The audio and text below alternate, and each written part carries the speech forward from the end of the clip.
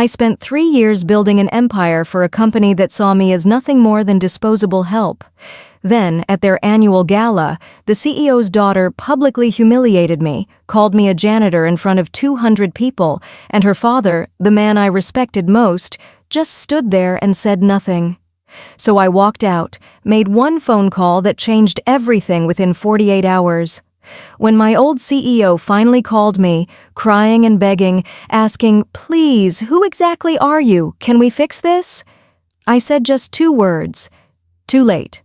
My name is Madison Rivers, and this is how one moment of betrayal became the catalyst for the most satisfying revenge of my career. Before we continue, please subscribe to the channel and let me know where you're listening from in the comments. I never imagined I'd be the type of person to burn bridges. I was always the loyal one, the girl who showed up early and stayed late, who believed that hard work and dedication would eventually be rewarded. For 3 years, I gave everything to Panoramic Technologies, a mid-sized tech marketing firm in Seattle. I started as a junior sales rep right out of college, buried in student debt with no connections and no safety net. The CEO, Richard Thornton, took a chance on me when no one else would, and I never forgot that. I respected him. Maybe too much.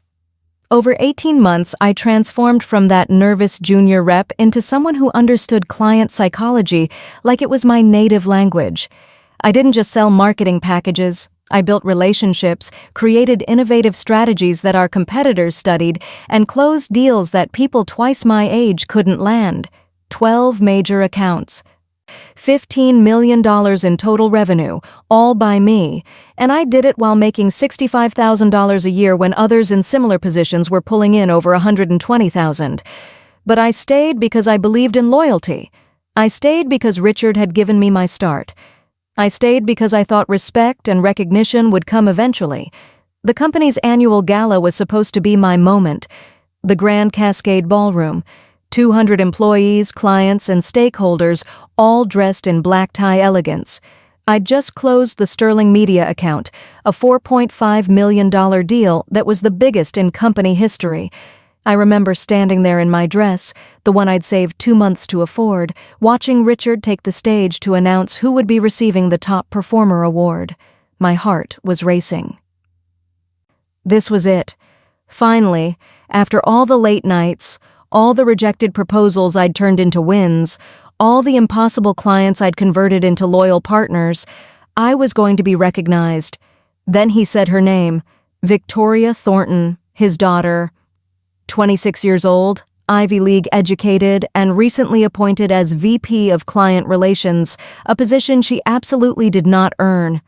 Victoria had contributed nothing of substance to the company. She was famous for showing up to meetings 15 minutes late, taking credit for other people's ideas, and spending more time planning her Instagram content than actually working. And now she was walking up to that stage, accepting an award and a $25,000 bonus for my work. I stood there, frozen, as she gave her acceptance speech, thanking her father and the team but never once mentioning my name. The applause felt like static in my ears. When she finally stepped down, I waited until she was near the bar, away from the main crowd, and approached her. "You know I closed that deal," I said quietly. "You weren't even in those meetings." She turned to me, and I'll never forget the look on her face. Not guilt, not embarrassment, just pure, casual cruelty. "Oh, Madison," she said, loud enough that nearby colleagues and clients could hear. "Sweet, delusional Madison, you really think your ideas did this? You're just a worker bee. Anyone could do what you do? Honestly, with that attitude, you'd be better off as a janitor. At least then you'd know your place." The words hit me like a physical blow. I heard someone suppress a laugh, saw others turn away, suddenly fascinated by their drinks. The humiliation burned through me, but I kept my face neutral. Then I did something I'll never forget. I looked across the room at Richard Thornton. He was standing maybe 15 feet away, close enough to have heard every word. Our eyes met for just a second, and he looked away, took a sip of his champagne, turned to talk to a board member, the man I'd respected, the man I'd given 3 years of my life to, the man whose company I'd helped build, chose his spoiled daughter over the truth. He chose silence over standing up for what was right. At that moment, something inside me broke. Not my spirit. My illusion. I set down my champagne glass, picked up my clutch, and walked out of that ballroom with my head high. Nobody stopped me. Nobody even noticed. I sat in my car in the parking garage for what felt like hours but was probably only minutes. My hands were shaking, tears of rage burning behind my eyes. All those late nights, all those deals I'd saved, all that loyalty I'd given to people who saw me as nothing more than disposable. Then my phone buzzed. A text notification from 6 months ago, a message I'd saved but never acted on. Marcus Chen, VP of Strategic Growth at Velocity Dynamics, Panoramic's biggest rival. We'd met at a conference where I'd presented a marketing framework that got industry attention. His message was simple. If you ever want to work with people who actually value innovation, call me. We don't let talent go to waste. I stared at that message, then at the building where the party was still going, where Victoria was probably celebrating her stolen victory, where Richard was probably relieved he didn't have to deal with confrontation. I opened a new message and started typing. Sometimes the greatest revenge isn't destruction. It's walking away with everything they took for granted, and I was about to become their worst nightmare. I didn't go home that night. I sat in that parking garage for maybe 10 minutes, staring at Marcus Chen's message, my finger hovering over the call button. It was 11:30 on a Friday night. Any reasonable person would wait until Monday, but I wasn't feeling reasonable. I was feeling dangerous. I pressed call. He answered on the third ring, his voice alert despite the hour. Madison Rivers, I was wondering if I'd ever hear from you. Are you still interested in that conversation we never had? I asked, keeping my voice steady even though adrenaline was coursing through my veins. There was a pause, and I could almost hear him sitting up straighter. I'm interested. What changed? Everything, I said. How fast can you meet?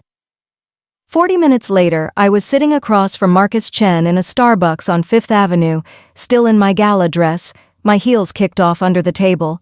He showed up in jeans and a hoodie, his laptop bag slung over his shoulder, looking at me with the kind of focus that told me he knew something significant had happened. I'm not going to ask what went down tonight, he said, sliding a coffee across the table to me. But I've been tracking your career for 2 years, Madison. I know what you're worth, and I know Panoramic has been criminally undervaluing you. Then let's talk numbers, I said. What he offered made my $65,000 salary look like an insult. VP of Client Innovation, $325,000 base salary, equity options, complete creative control over my projects. But it was what he said next that made me realize this wasn't just about a new job. We've been trying to break into accounts that you control, Marcus said, leaning forward. Not the company. You. Your clients don't stay because of Panoramic's reputation. They stay because of their relationship with you. So here's what I'm proposing. Bring your expertise to Velocity, and if any of your former clients choose to follow, we'll welcome them. No poaching, no aggression. Just an open door. I went home at 2 a.m. with a term sheet in my email and a plan forming in my mind. I couldn't sleep. Instead, I opened my laptop and started reviewing something I'd kept meticulous records of for 3 years. Every client relationship, every strategy I'd developed, every personal connection I'd built. And then I saw it clearly. My power had never been in Panoramic Technologies. It was in the trust I'd earned from the people I'd worked with. Saturday morning, I started making calls. Not aggressive pitches, just honest conversations. Hi, this is Madison. I wanted to let you know I'm moving to a new company, and I'd love to continue working with you if you're interested. That's it. No pressure, no manipulation, just the truth. The response was immediate and overwhelming. David Chen from Sterling Media, the $4.5 million account that Victoria had just stolen credit for, called me back within an hour. Madison, I'm going to be blunt.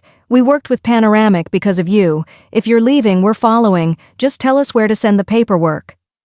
Sarah Williams from Blackwell Industries said almost the same thing. Thank God you called. We've been dealing with Victoria for the past month, and honestly, it's been a nightmare. Where are you going? One by one, my clients made their choice, not because I pressured them, because they valued what I'd built with them over 3 years of genuine partnership. By Sunday afternoon, I had verbal commitments from 8 of my 12 major accounts, over $12 million in annual revenue, ready to walk away from Panoramic and follow me to Velocity. Monday morning, I walked into Velocity Dynamics headquarters and met with their executive team. I presented what I was calling Project Exodus, a comprehensive strategy not just to absorb my former accounts, but to revolutionize how Velocity approached client relationships. I showed them the marketing frameworks I'd developed, the innovation models that had won industry awards, the relationship-building strategies that turned cold leads into loyal partners. They offered me an $8 million contract over 3 years. If I could deliver 6 of my former accounts within 90 days, I'd get an additional $2 million bonus. Give me 48 hours, I said. I'll deliver 8. I signed the contract at 11:15 Monday morning. By 2 o'clock that afternoon, the first termination notice hit Panoramic's inbox. Sterling Media, ending their contract effective immediately, moving to Velocity Dynamics. Then Blackwell Industries, then Nexus Group. By the end of business Monday, 8 accounts had submitted formal termination notices, $12.4 million in annual revenue, disappearing in the span of 6 hours. I turned off my phone and went to dinner with my new team. I ordered the most expensive wine on the menu and didn't feel guilty about it for even a second. Somewhere across town, I knew Panoramic's office was in chaos. Richard's assistant was probably frantically trying to reach clients.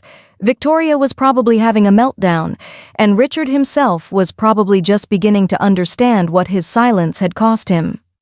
My phone stayed off all night. When I finally turned it on Tuesday morning, I had 17 missed calls from Panoramic's main line, 6 from Richard's personal cell, and 1 voicemail that I almost deleted without listening to. But I didn't. Because I wanted to hear it. I needed to hear the moment he realized who I actually was. His voice was shaking. "Madison, please. We need to talk about what's happening. Please call me back. We can fix this. Just tell me what you want." I saved the voicemail. Not because I planned to respond, but because I wanted to remember the sound of desperation in the voice of a man who'd watched me be humiliated and done nothing. Then I deleted his number and went to work. Richard called again Tuesday morning at 7 a.m., exactly 48 hours after I'd walked out of that gala. This time I answered. Not because I owed him anything, but because I wanted him to hear the difference in my voice. The difference between the Madison who'd begged for recognition and the Madison who no longer needed it. "Madison, thank God," he said, and I could hear genuine panic in his voice. "We need to talk. What's happening with the accounts? Can we fix this? Please, just tell me what you want." I let the silence stretch for a moment, taking a sip of my coffee. "What I want? Richard, I wanted respect. I wanted to be paid what I was worth. I wanted the credit for the work I actually did. But more than anything, I wanted the man I admired to stand up for me when his daughter called me a janitor in front of 200 people. You couldn't even give me that. Madison, I know that looked bad, but Victoria didn't mean—" "Don't," I cut him off.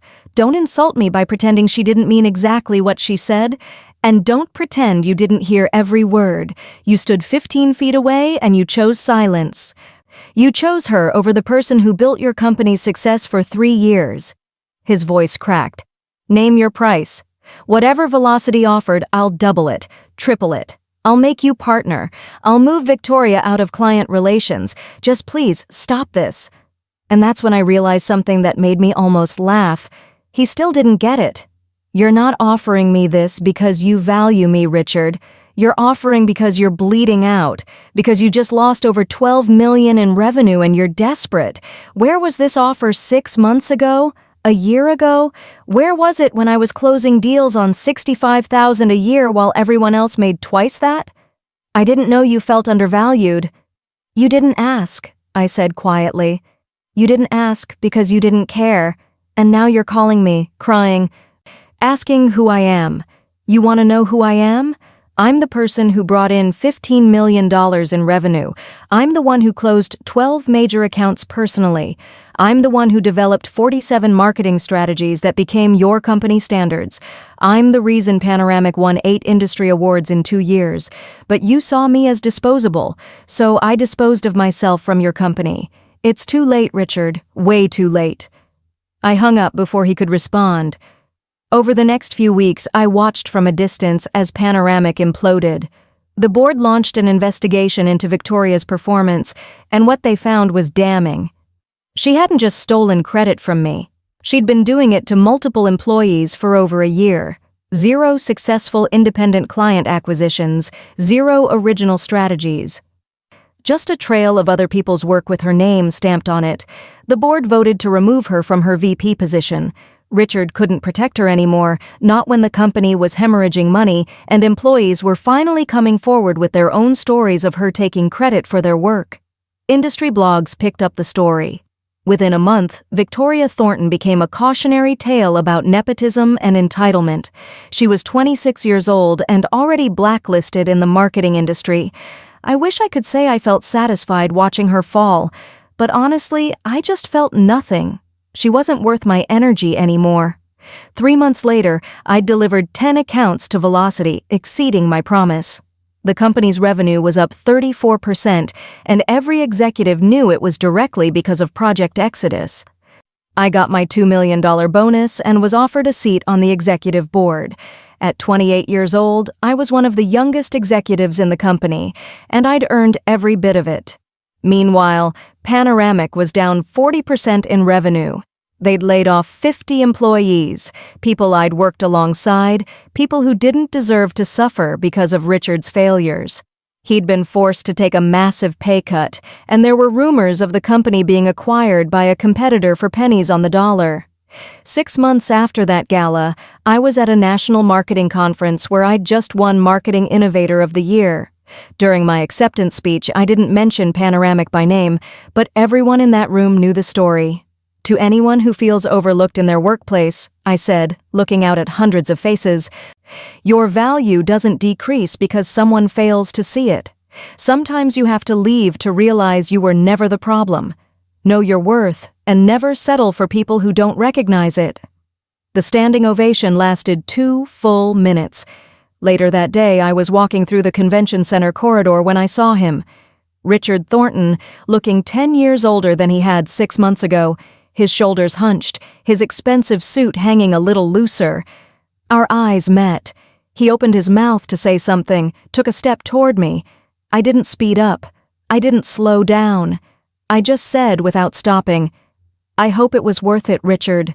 I hope protecting her pride was worth losing everything I built for you. I glanced back once. He was standing there in the middle of the hallway, frozen, watching me walk away. Victoria wasn't at the conference. Word was she'd moved to another state, working at her uncle's small firm, far from the industry that had rejected her. I didn't feel angry anymore. I didn't feel vindictive. I just felt free. Now I have a corner office on the 40th floor with a view of the entire city. I've built my own department and I hire people that others overlook. I pay them what they're worth. I give credit where it's due. Because I remember what it felt like to be overlooked, and I refuse to make anyone else feel that way. Richard still calls sometimes, usually late at night, always from different numbers. I never answer. Victoria tried to reach out through LinkedIn once. I blocked her immediately, because here's what I learned through all of this. The opposite of love isn't hate, it's indifference. And I am completely, blissfully indifferent to both of them now.